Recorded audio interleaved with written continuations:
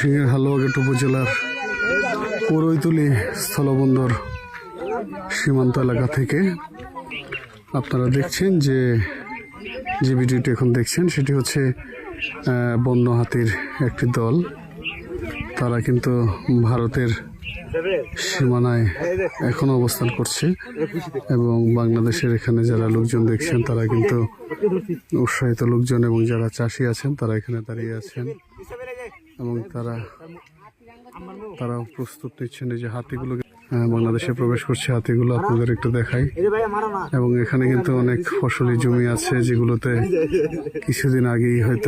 কিছুদিন পর হয়তো ফলন ধরবে এবং ওখানে দেখা যাচ্ছে যে ভারতের যে কৃষকরা তারা কিন্তু হাতিগুলো তাড়াতে চেষ্টা করছে।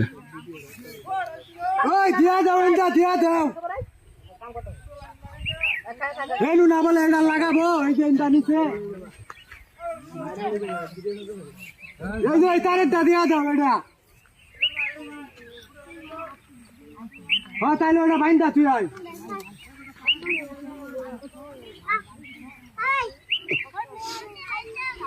হাতির দল কিন্তু এখনো ভারতের সীমানাতে অবস্থান করছে এবং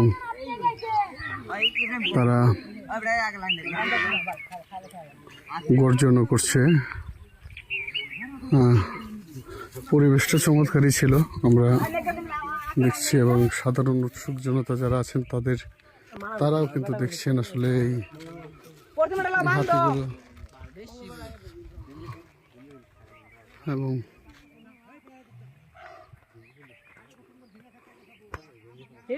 আলাদা দল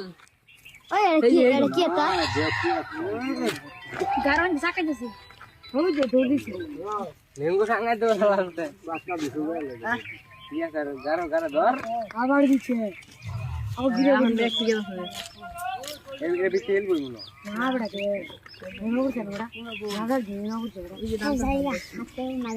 করা বাধ্য করলো হ্যাঁ